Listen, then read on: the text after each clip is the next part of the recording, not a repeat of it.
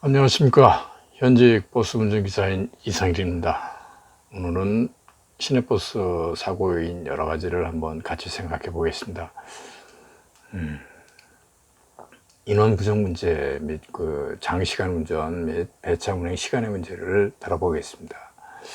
버스 준공영제 실시 지역은 현재 1일 2교대를 실시하고 있지만 경기도는 일부 광역 준공영 노선만 1일 2교대고 대부분 노선은 격일제 근무가 기본입니다. 1일 2교대는 하루 9시간, 격일제는 18시간 운전을 하고 있습니다. 이 중에서 특히 문제가 되는 것은 격일제 근무자의 더블 근무, 즉 이틀 연속 근무가 되겠습니다. 광역 준공영 노선도 경기도 광역 준공영 노선도 2017년 오산교통 M버스의 졸음 운주로 경부고속도로에서 2명이 사망한 부부가 사망했습니다. 대형 사고를 계기로 겨우 시행됐습니다. 해당 운전자는 당시 거의 30시간 이상 근무를 했다고 합니다. 또 사고 후 3년 금고형을 받은 것으로 알고 있습니다. 종일 하루 18시간씩 운전하는 격일제를 1일 2교대로 전하는 것이 제일 시급한 문제이나 현재는 주 52시간 근무제도 시행 자체가 유보된 상태로 모든 것이 수면 아래로 들어가 있는 상태입니다. 정치적 문제, 인원 충원 문제, 비용의 문제가 산적해 있지만 승객 및 승무원 안전과 국민의 안전을 생각한다면은 주 52시간 1일 2교대는 반드시 시행해야 될 중차대한 사안이고, 한 가지 아쉬운 점은 이 문제의 제일 당사자가 사실은 우리인데, 우리가 조직한 조합에서는 이런 문제를 위해 어떤 역할을 하고 또 어떤 방향점을 지향하는지 뭘 하는지 정말 저는 잘 모르겠습니다. 누구 아시는 분이 있으면 가르쳐 주십시오. 국토교통부의 버스 한 대당 권장 인원은 2,007명입니다.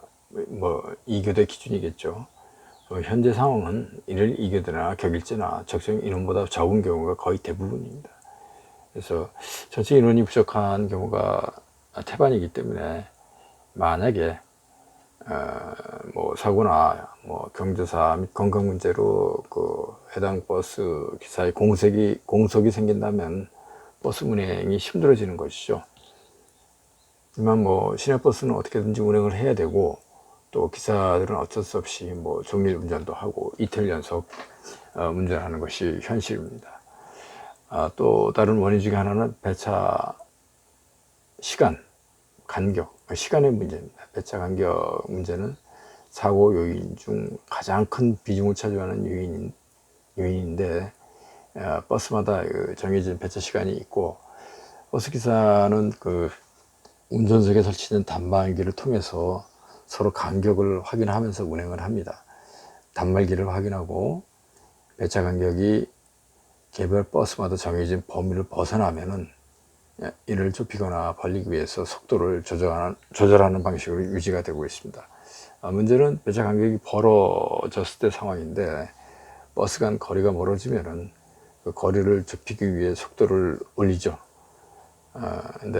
하지만 한 대가 올리면은 뒤에 따라오는 버스들도 배차 간격이 벌어지는 것을 만회를 해야 되기 때문에 모두 속도를 같이 높이게 되죠. 그래서 흐름이 굉장히 빨라지게 됩니다. 이 모든 것을 총괄하고 지휘하고 또 관제를 해야 되는 컨트롤 타워가 대부분 없는 관계로 각 차량의 속도 조절 및 흐름 제어를 제대로 못하고, 또 이거를 현재는 각 차량 개별 기사가 전적으로 하고 있다 보니 차량 간격이 불규칙한 경우가 태반이고, 또 문제는 차량 운행 횟수가 미리 정해져 있고, 이거를 실제 교통 상황을 방향하는 구조가 아니다 보니 배차 시간 간격 자체가 경직될 수밖에 없습니다. 즉, 차고지 출발할 때는 일정한 간격으로 설정이 되는데, 교통 상황에 따라 정체되는 경우도 생기죠. 그러면 뒤에 따라오는 버스들도 연달아 늦어지게 됩니다. 근데 근무 이 배차 시간이 이거를 반영하지 못하니까 차고지로 복귀하는 시간이 늦으면은 휴식 시간을 기사들은 일정 부분 포기하고 뭐 바로 다시 운전대를 잡는 경우가 대부분이죠.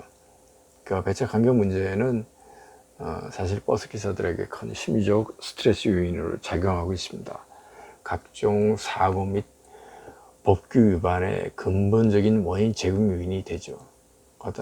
게다가 이제 이게 불규칙하다 보니까 시간이 차고지에 들렸다 나가는 시간이 절대적으로 짧은 경우가 많기 때문에 정비를 할 시간적 여유도 별로 없죠. 회사나 기사들도 운행 자체가 불가능한 상황이 아니라면 시간에 쫓겨 사소한 뭐 오작동, 고장은 신경을 쓰지 않고 넘어가는 경우가 많습니다. 뭐 이런저런 이유로 체계적인 차량 관리가 부실하고 또 이런 요인이 누적돼서 쌓이면 정상적인 운행을 방해하고 또 이게 운전자의 스트레스가 심화되는 요인이 되고 또 이것이 중요한 사고 유발 요인 중에 그 단초가 될 수도 있습니다. 그래서 이 모든 조건을 충족시키면서 안전하게 운전하고 싶은 마음은 대한민국 어느 버스 운전자라도 아마 진정으로 원할 겁니다. 문제는 현재의 배차 시간과 운영 시스템으로는 거의 불가능에 가까운 것이 현실입니다.